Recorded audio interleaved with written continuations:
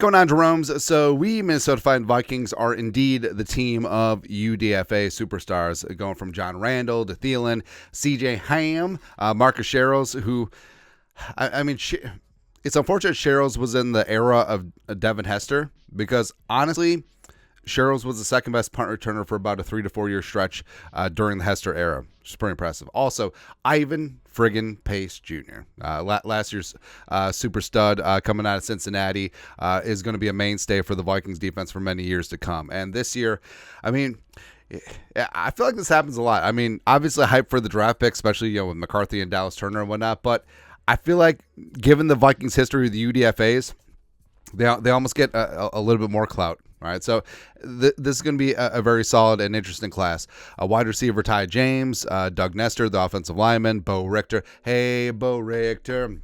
Dallas Gant, Dwight McLaughlin, of course. Plus Gabriel Murphy, the pride of UCLA. And Murphy, I mean, Murphy could have been drafted as high as the back end of the fourth, and I don't think anyone would have been pissed about it. I mean, highly productive, didn't check all the boxes measurables-wise, but a guy that's going to come into the league with a massive chip on his shoulder, and that's only going to benefit the Vikings. That's right, baby. And, of course, PFF, frenemies of the Vikings, but more friend than enemy this time around, as they did up a list with one UDFA to watch on every NFL rooster, and for the Vikings, it's Gabe Murphy. This is what they wrote. The Vikings have invested heavily in the edge rusher spot this offseason, signing Andrew Van Ginkel and Jonathan Grenard in addition to drafting Dallas Turner in the first round of the 2024 NFL Draft.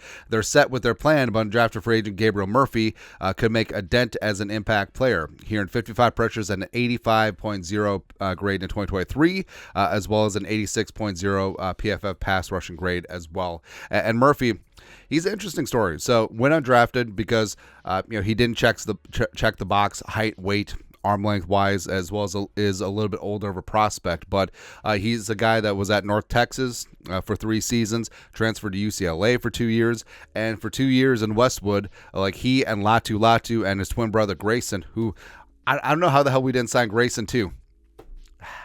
He's a UDFA with the Dolphins right now, but come on up here, man. Come on up here, Grayson. But they formed a great triangle, a triad, a pass rushing for the Bruins. Last year, 38 tackles, 16 tackles for loss, leading the nation, 8 sacks, 61 pressures. He was one of 8 Ocho FBS defenders with 60-plus pressures, a 17.2% pressure rate. So basically, 1 time out of 6 plus. Like, he's getting heat on that quarterback, which is fantastic.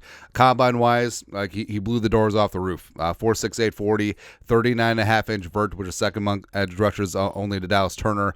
8.88 RAS, which, again, is impressive given his height and his weight. So he's really getting after him, man. And he's an explosive plus athlete. He is undersized, does have short arms, but that motor...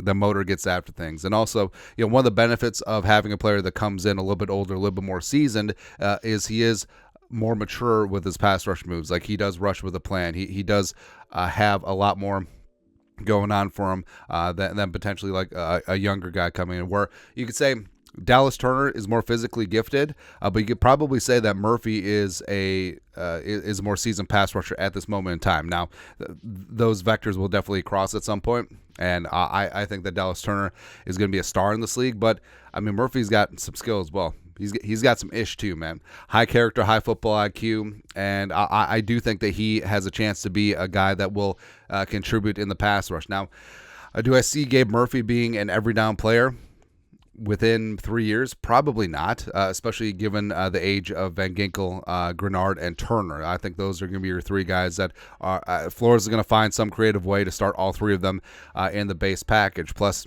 PJ2, Andre Carter, Jihad Ward can play hand in the dirt as well as rush the edge as well. So they're not lacking bodies for sure. But I do think that Gabriel Murphy is going to be a guy in camp that shows up well against the 2s and the 3s, and then eventually works his way in.